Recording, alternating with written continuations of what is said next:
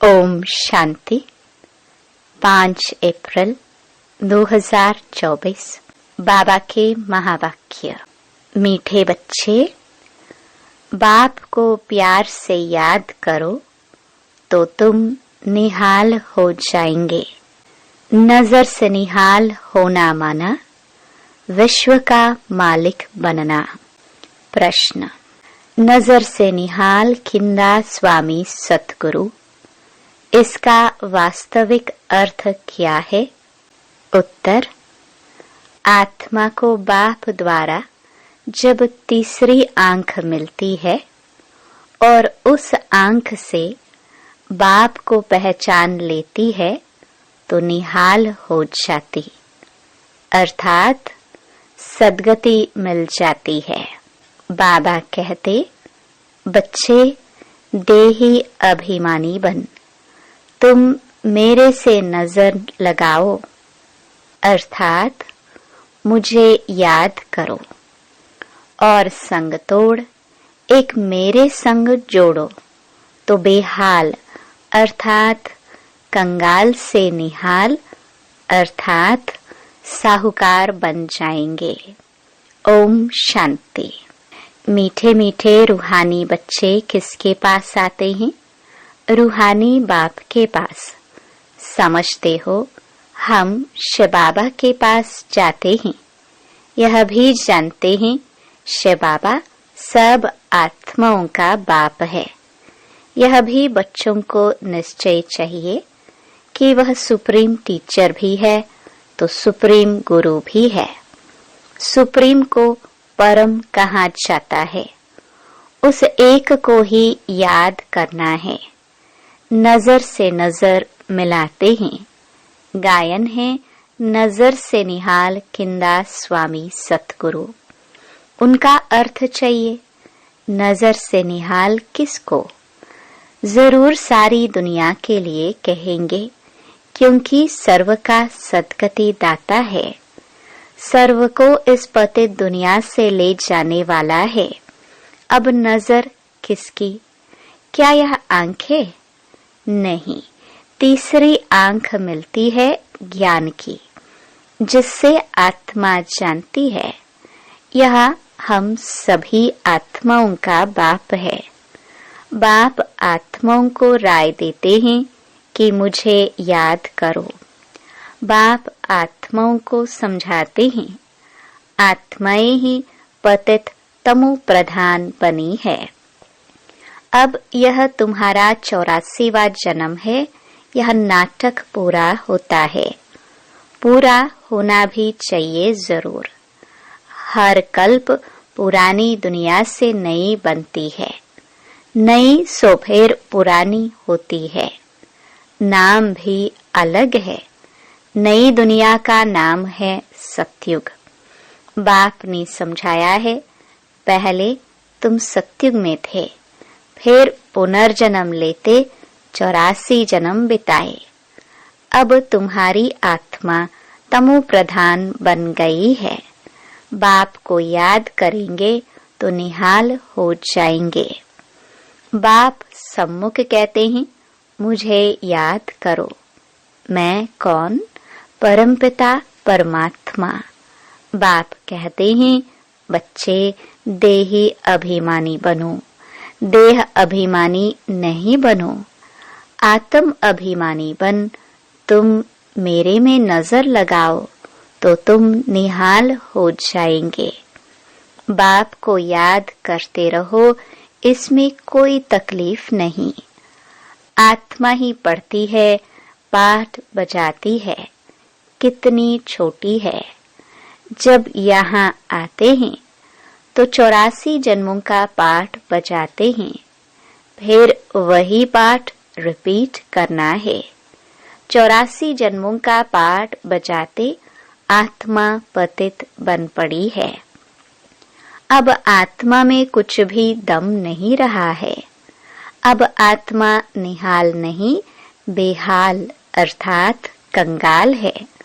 फिर निहाल कैसे बने? यह अक्षर भक्ति मार्ग के हैं, जिस पर बाप समझाते हैं। वेद शास्त्र चित्रों आदि पर भी समझाते हैं। तुमने यह चित्र श्रीमत पर बनाए हैं। आसुरी मत पर तो अनेक ढेर के ढेर चित्र बनाए हैं। उनका कोई ऑक्यूपेशन नहीं। यहाँ तो बाप आकर बच्चों को पढ़ाते हैं। भगवानुवाच है तो उनकी नॉलेज हो गई। स्टूडेंट जानते हैं यह फलाना टीचर है। यहाँ तुम बच्चे जानते हो कि बेहद का बाप एक ही बार आकर ऐसी वंडरफुल पढ़ाई पढ़ाते हैं।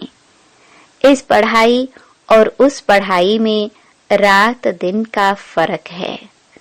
वह पढ़ाई पढ़ते पढ़ते रात पड़ जाती है। इस पढ़ाई से दिन में चले जाते हैं। वह पढ़ाइयाँ तो जन्म जन्मांतर पढ़ते आए। इसमें तो बाप साफ बतलाते हैं कि आत्मा जब पवित्र होगी तब धारणा होगी। कहते हैं शेरनी का दूध सोने के बर्तन में ही ठहरता है। तुम बच्चे समझते हो हम अब सोने का बर्तन बन रहे हैं। होंगे तो मनुष्य ही, परंतु आत्मा को संपूर्ण पवित्र बनना है। 24 कैरेट था, अभी 9 कैरेट हो गया है। आत्मा की ज्योति जो जगी हुई थी वह अब बुझ गई है। ज्योति जगी हुई और बुझी हुई वालों में भी फर्क है। ज्योति कैसे जगी और पद कैसे पाया, यह बाप ही समझाते हैं। बाप कहते हैं मुझे याद करो।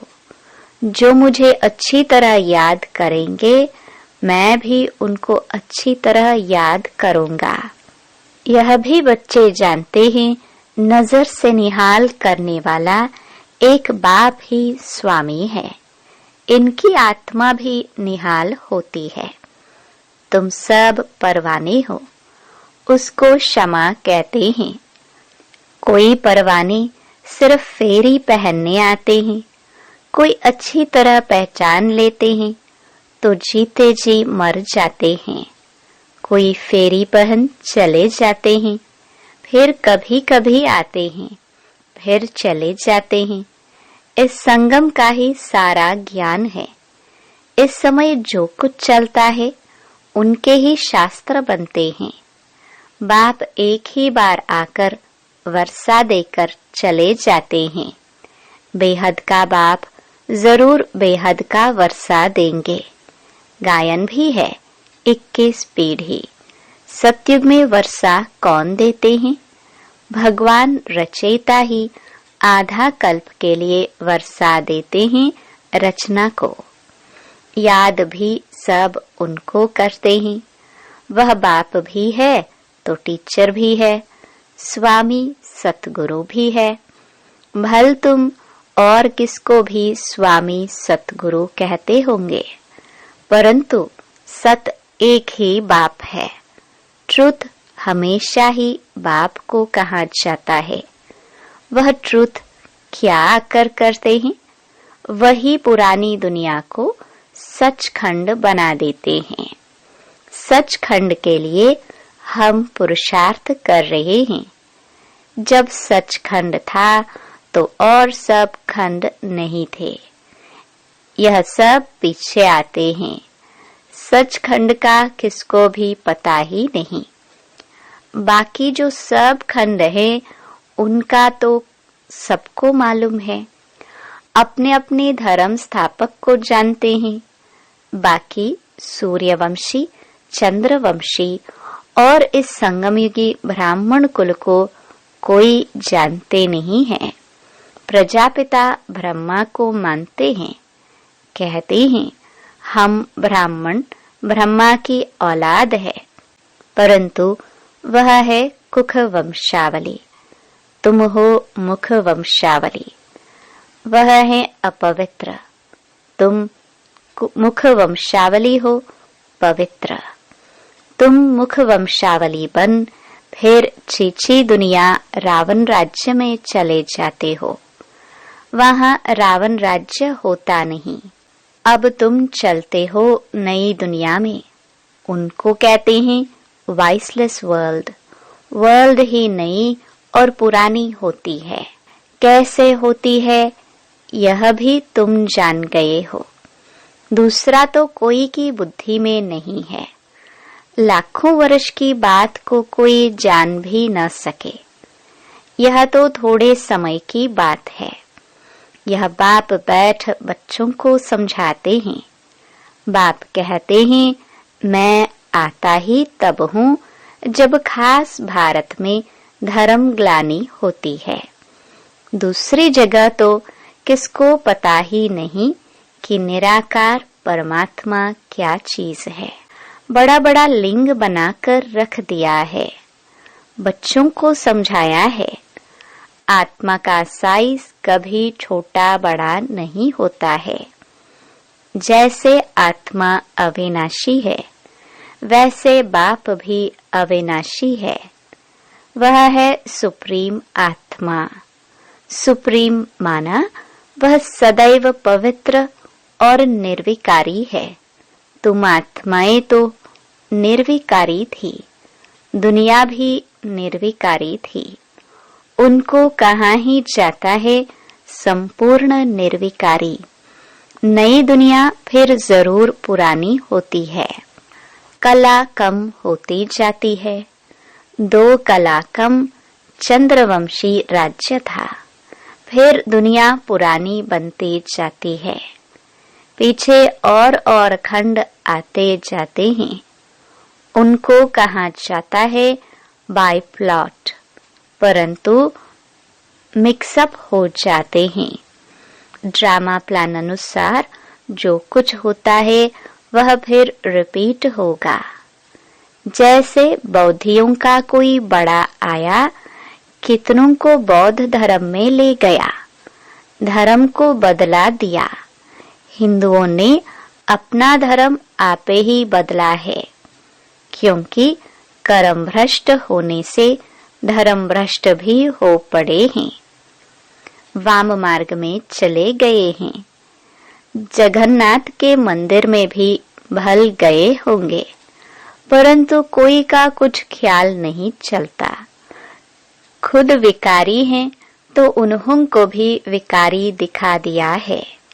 यह नहीं समझते कि देवताए जब वाम मार्ग में गए हैं तब ऐसे बने हैं। उस समय के ही यह चित्र है। देवता नाम तो बड़ा अच्छा है। हिंदू तो हिंदुस्तान का नाम है, फिर अपने को हिंदू कह दिया है। कितनी भूल है। इसलिए बाप कहते हैं यदा यदा ही धर्मस्य। बाबा भारत में आते हैं। ऐसे तो नहीं कहते मैं हिंदुस्तान में आता हूँ। यह है भारत। हिंदुस्तान व हिंदू धर्म है नहीं। मुसलमानों ने हिंदुस्तान नाम रखा है। यह भी ड्रामा में नोंद है। अच्छी रीति समझना चाहिए। यह भी नॉलेज है। पुनर्जन्म चलते चलते वाम मार्ग में आते आते भ्रष्टाचारी बन पड़ते हैं। फिर उन्हों के आगे जाकर कहते हैं आप संपूर्ण निर्विकारी हो। हम विकारी पापी हैं और कोई खंड वाले ऐसे नहीं कहेंगे। हम नीच है अथवा हमारे में कोई गुण नहीं है, ऐसे कहते कभी सुना नहीं होगा। सिख लोग भी ग्रंथ के आगे बैठते हैं, परंतु ऐसे कभी नहीं कहते कि नानक तुम निर्विकारी हम विकारी। नानक पंथी कंगन लगाते हैं, वह है निर्विकारी पने की निशानी।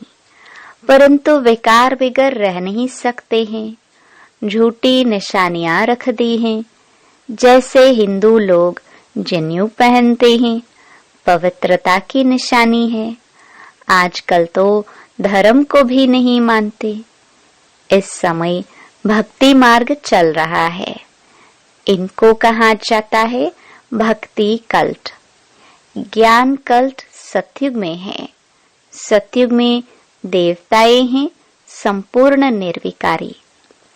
कलयुग में संपूर्ण निर्विकारी कोई हो ना सके। प्रवृत्ति मार्ग वालों की स्थापना तो बाप ही करते हैं। बाकी सब गुरु है निवृत्ति मार्ग वाले। उनसे उन्हों का जोर जास्ती हो गया है। बाप कहते हैं यह जो कुछ तुमने पढ़ा है उनसे मैं नहीं मिलता हूँ। मैं जब आता हूँ तो सबको नजर से निहाल कर देता हूँ। गायन भी है नजर से निहाल किंदा स्वामी सतगुरु। यहाँ तुम क्यों आए हो? निहाल बनने, विश्व का मालिक बनने। बाप को याद करो तो निहाल बन जाएंगे। ऐसे कभी कोई कहेंगे नहीं कि ऐसा करने से तुम यह बन जाएंगे। बाप ही कहते हैं तुमको यह बनना है। यह लक्ष्मी नारायण कैसे बने कोई को मालूम नहीं है। तुम बच्चों को बाप सब कुछ बताते हैं। यही 84 जन्म ले पतित बने, फिर तुमको यह बनाने आया हूँ। बाप अपना परिचय भी देते हैं तो नजर से निहाल भी करते हैं। यह किसके लिए कहते हैं? एक सतगुरु के लिए। वह गुरु लोग तो ढेर हैं और माताएं अबलाए हैं भोली। तुम सब भी भोलानाथ के बच्चे हो। शंकर के लिए कहा है आंख खोली विनाश हो गया। यह भी पाप हो जाए। बाप कभी ऐसे काम के लिए डायरेक्शन नहीं देते हैं। विनाश तो कोई और चीजों से होगा ना। बाप ऐसे डायरेक्शन नहीं देते। यह तो सब साइंस निकालते रहते हैं। समझते हैं हम अपने कुल को आपे ही विनाश करते हैं। वह भी बांधे हुए हैं, छोड़ नहीं सकते। नाम कितना होता है, मून में जाते हैं परंतु फायदा कुछ भी नहीं। मीठे मीठे बच्चे, तुम भी बाप से नजर लगाओ अथवा हे आत्माएं अपने बाप को याद करो तो निहाल हो जाएंगे। बाबा कहते हैं जो मुझे याद करते हैं, मेरे लिए सर्विस करते हैं, मैं भी उनको याद करता हूँ तो उनको बल मिलता है। तुम यहाँ सब बैठे हो, जो निहाल हो जाएंगे वही राजा बनेंगे। गायन भी है और संग तोड़ एक संग जोड़ो। एक है निराकार, आत्मा भी निराकार है। बाप कहते हैं मुझे याद करो। तुम खुद कहते हो हे पतित पावन। यह किसको कहा? ब्रह्मा को, विष्णु को, शंकर को नहीं। पतित पावन तो एक है, वह सदैव पावन ही है। उनको कहा जाता है सर्वशक्तिमान।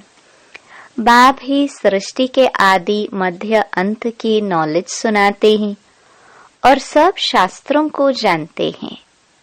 वह सन्यासी शास्त्र आदि पढ़कर टाइटल लेते हैं। बाप को तो पहले ही टाइटल मिला हुआ है, उनको पढ़कर थोड़े ही लेना है। अच्छा, मीठे मीठे सिखिलदे बच्चों प्रति मात पिता बाप दादा का याद प्यार और गुड मॉर्निंग। रूहानी बाप के रूहानी बच्चों को नमस्ते। धारणा के लिए मुख्य सार। पहला, क्षमा पर जीते जी मरने वाला परवाना बनना है, सिर्फ फेरी लगाने वाला नहीं। ईश्वरीय पढ़ाई को धारण करने के लिए बुद्धि को संपूर्ण पावन बनाना है। दूसरा, और सब संग तोड़ एक बाप के संग में रहना है। एक की याद से स्वयं को निहाल करना है। वरदान। दिल की महसूसता से दिलाराम की आशीर्वाद प्राप्त करने वाले स्व परिवर्तक भव। स्व को परिवर्तन करने के लिए दो बातों की महसूसता सच्चे दिल से चाहिए। एक, अपनी कमजोरी की महसूसता। दो, जो परिस्थिति व व्यक्ति निमित्त बनते हैं उनकी इच्छा और उनके मन की भावना की महसूसता। परिस्थिति के पेपर के कारण को जान स्वयं को पास होने के श्रेष्ठ स्वरूप की महसूसता हो कि स्वस्थिति श्रेष्ठ है, परिस्थिति पेपर है। यह महसूसता सहज परिवर्तन करा लेगी और सच्चे दिल से महसूस किया तो दिलाराम की आशीर्वाद प्राप्त होगी। स्लोगन। वारिस वह है जो एवर रेडी बन हर कार्य में जी हजूर हाजिर कहता है। ओम शांति।